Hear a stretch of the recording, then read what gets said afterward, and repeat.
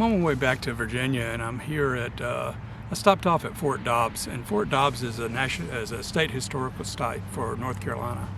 And it's one of the places that represents one of the, a war that we really don't think about that much. A lot of times we think in terms of our area about the Civil War and about the Revolutionary War, but one of the places that, one of the wars that we really don't think about too much is that prior to the Revolutionary War, there was the French and Indian War. And this is a site that was a fort that was built to defend the frontier of North Carolina against the French and Indian, or in this case, the Indian influence up in this area. The fort has been rebuilt, and the site is here, and they have a set of tours and things that you can take to see the site and have it explained to you. And it is really a treasure. It's one of those things that I enjoyed the walk through with the guide. Was very, very knowledgeable about not just about this place, but also about what other things occurred at that particular time. So I encourage you to come up here and see this. I'll show you some pictures and such, and explain to you what's happening in those as we go through. But Fort Dobbs, just north of Statesville, right off of Highway 21, and we'll talk to you a little bit more about it. Here's the location of Fort Dobbs, and it is just north of the I-40, I-77 intersection, north of Statesville, North Carolina. So it's pretty easy to get to. The backcountry of the Carolinas was settled pretty much by Scots-Irish and some other groups that had come down the Great Wagon Road from Philadelphia and from Pennsylvania area. And they were there to provide a buffer between the wildness of the backcountry and the coastal areas.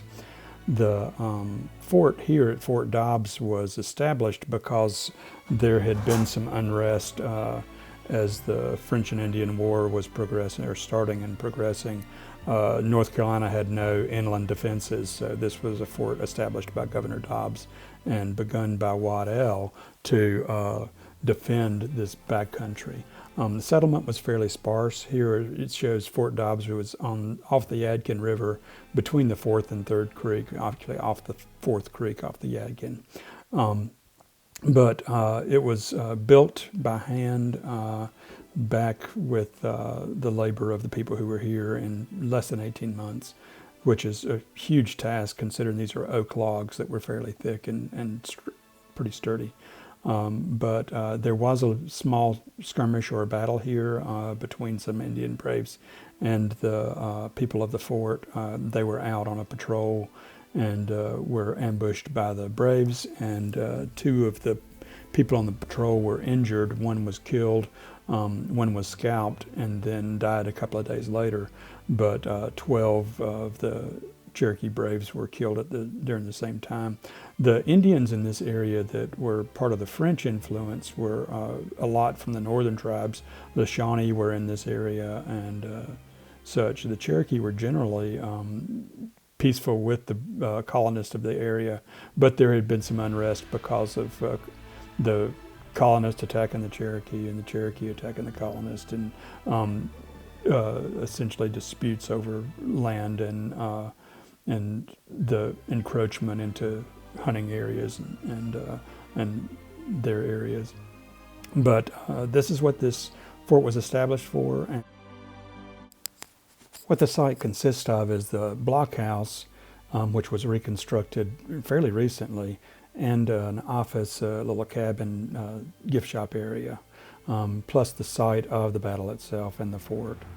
One of the best parts about this is that the staff here is very knowledgeable, and they actually have guided tours where they'll guide you through a small group at a time.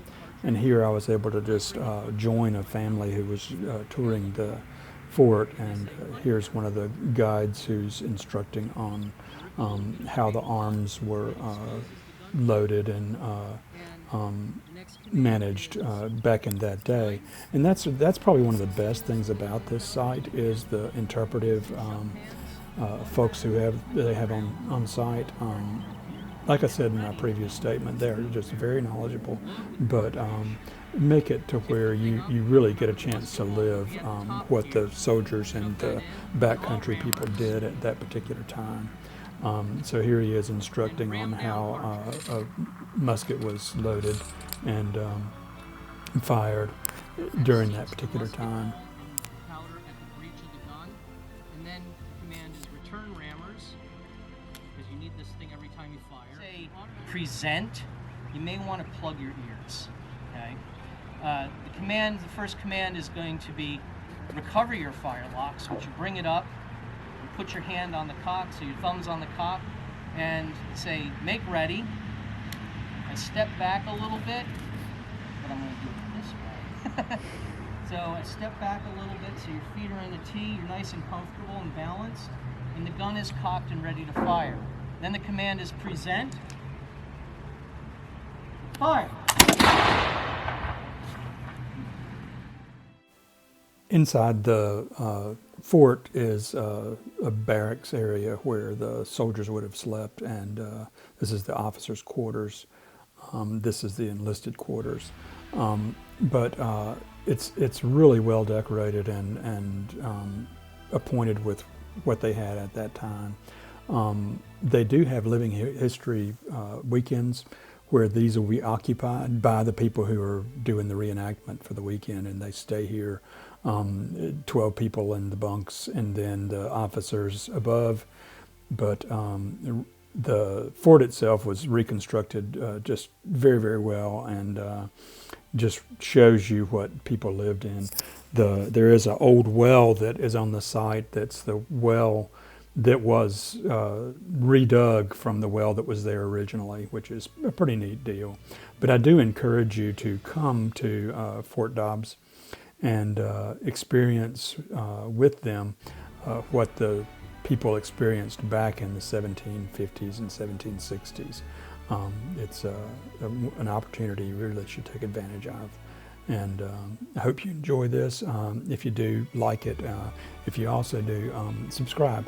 And I look forward to bringing some more little videos of what's around and things to see in our area of the Carolinas and Virginia. Y'all take care. Bye-bye.